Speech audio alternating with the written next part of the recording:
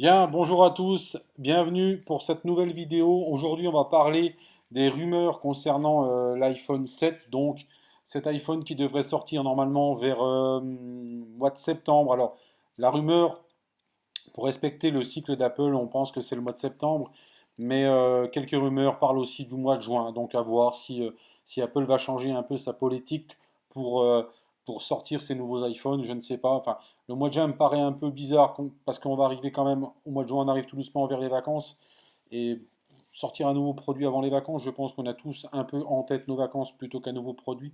Donc je pense que, ou d'acheter un nouveau produit, je pense que plutôt septembre reste selon moi une rumeur la plus probable et c'est certainement ce qui va se passer. Voilà, donc l'iPhone 7 sortira en septembre. On aura encore une autre rumeur qui nous ferait dire que l'iPhone 7 abandonnerait carrément abandonnerait la prise jack 3,5 mm qu'on connaît depuis maintenant des années et des années, depuis des générations, on connaît cette prise-là. Voilà, au profit du port Lightning qui est propre à l'iPhone depuis l'iPhone 6, hein. Et là, visiblement, Apple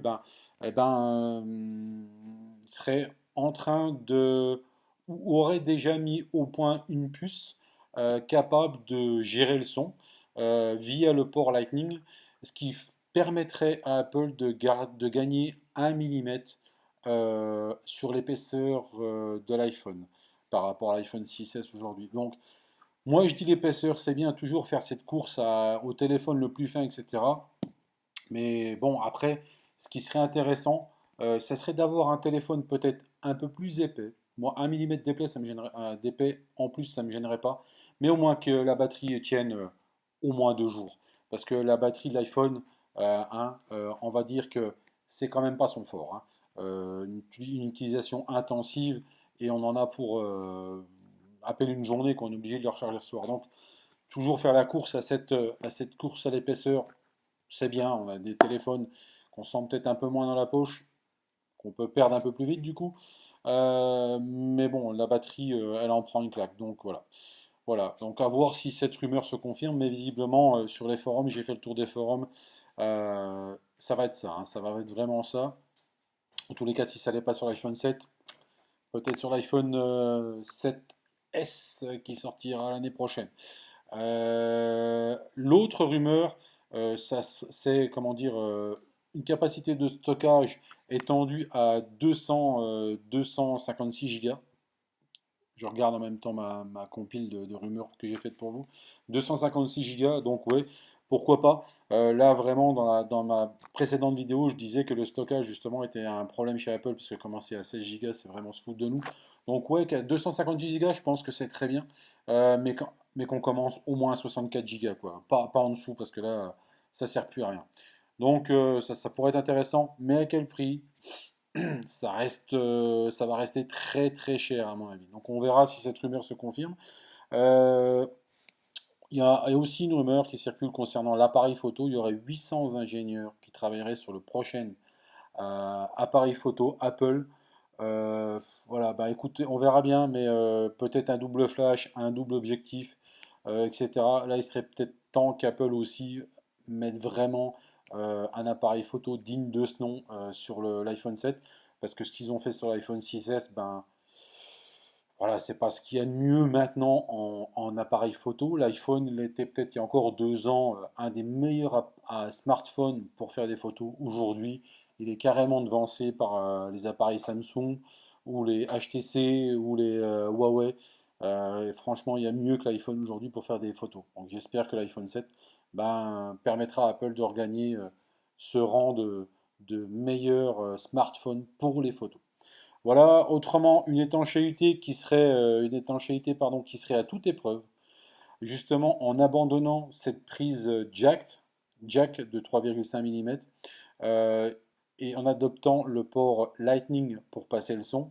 euh, il serait en train de mettre en place un système de clapet à l'intérieur du port Lightning qui, on enlèverait le port, la prise Lightning, il y aurait un clapet qui rendrait totalement l'iPhone étanche.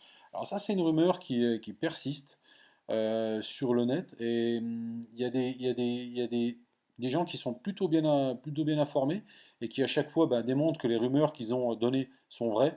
Donc je pense que cette rumeur-là, elle va certainement avoir lieu. Alors peut-être que pour l'iPhone 7, ça peut être encore un peu juste, le rendre totalement étanche. Mais peut-être que pour l'iPhone 7S, on va peut-être y venir. Donc, à voir, on verra.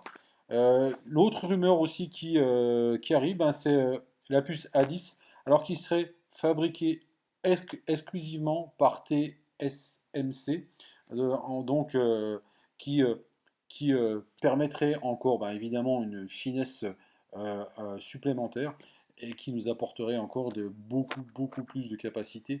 Bon, après, là, je pense que là, il faut certainement faire être un gros joueur de jeux vidéo, etc. pour ou faire beaucoup de vidéos avec son téléphone pour exploiter toutes ces capacités-là. Mais en tous les cas, Apple voudrait se séparer de Samsung. Quand on connaît la guerre qui est entre Apple et Samsung au travers des différents tribunaux aux États-Unis concernant des brevets volés soi-disant par un, volés soi-disant par l'autre. Donc voilà, il est normal qu'Apple veuille se passer totalement de Samsung pour la puce, ce qui est vrai aussi pour les écrans. Les écrans pourraient passer directement chez Apple. Apple pourrait construire ou aurait déjà construit une usine où dans cette usine-là, il y aurait une branche spéciale écran qui fabriquerait ses propres écrans. Pourquoi pas là aussi, hein, puisque Apple a tellement de soucis avec Samsung que voilà, je pense que fabriquer ses propres écrans à un moment donné, euh, c'est pas du tout illogique de penser ça, et ce qui permettrait aussi à Apple de garder d'autant plus ses secrets de fabrication. Donc voilà un peu pour les rumeurs euh, qui me semblent les plus logiques et qui vont être adaptées à l'iPhone 7. Bon, j'ai vu une vidéo de l'iPhone 7 avec un parachute pour lorsqu'il chute, justement, pof, et ben il ne chute pas, il tombe tout doucement. Bon, ça on va oublier évidemment, mais j'ai vu la vidéo, elle est trop top. Je vous mettrai le lien dans la description, en dessous de la vidéo. Mais franchement, voilà ce que je pense, je pense qu'on aura pour cet iPhone 7.